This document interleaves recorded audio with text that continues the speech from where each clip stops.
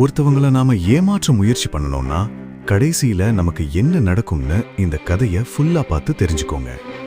இந்த மாதிரி யூஸ்ஃபுல்லான குட் ஸ்டோரிஸ்க்கு நம்ம சேனலை சப்ஸ்கிரைப் பண்ணிக்கோங்க.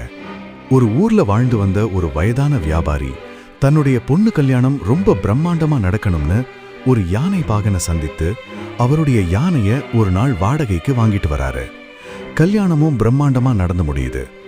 மாப்பிள்ளையும் பொண்ணும் யானை மேல ஏறும்போது சடனா பக்கத்துல விடிச்ச விடி சத்தத்தை தாங்க முடியாம அதிர்ச்சியில அந்த யானை இறந்து போகுது.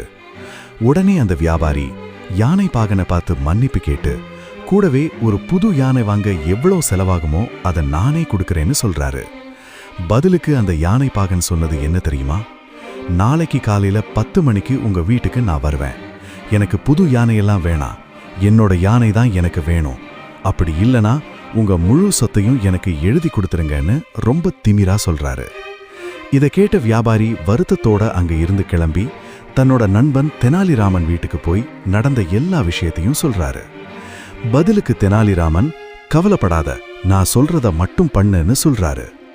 மறுநாள் காலையில அந்த யானை பாகன் வியாபாரி வீட்டுக்கு வந்து கதவை தட்டுறாரு. ரொம்ப நேரமாகியும் கதவை திறக்காதனால அவரே கதவை திறக்க முயற்சி பண்ணும்போது கதவுக்கு பின்னாடி வியாபாரி அடுக்கி வச்சிருந்த மண் பானைகள் எல்லாம் கீழே விழுந்து உடைஞ்சு போகுது. இத பார்த்த அந்த வியாபாரி, எனக்கு புது பானையெல்லாம் வேணாம், எனக்கு என்னோட பானை தான் வேணும்னு தெனாலிராமன் சொல்லி கொடுத்த மாதிரியே பிடிவாதம் பிடிக்கிறாரு. இப்போது தெனாலிராமன் வந்து, நீ உன்னுடைய யானையை இழந்திருக்கிறாய், நீ உன்னுடைய பானையை இழந்திருக்கிறாய், அப்போ யானைக்கும் பானைக்கும் சரியா போச்சு என்று சொல்லி பிரச்சனையை முடிக்கிறாரு. உன்னை கவனிச்சிங்களா? அந்த யானை பாகன் மட்டும் கொஞ்சம் நியாயமா நடந்திருந்தார்னா அவருக்கு ஒரு புது யானை கிடைச்சிருக்கும். பட் பேராசைப்பட்டு ஏமாற்ற முயற்சி பண்ணதால ₹1 கூட அவருக்கு கிடைக்கல.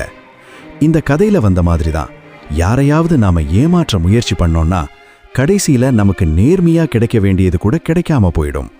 அண்ட் இதை பற்றி நீங்க என்ன நினைக்கிறீங்கன்னு மறக்காம காமெண்ட் பண்ணிட்டு உங்க ஃப்ரெண்ட்ஸுக்கும் இந்த ஸ்டோரியை ஷேர் பண்ணுங்க, அவங்களும் தெரிஞ்சுப்பாங்க.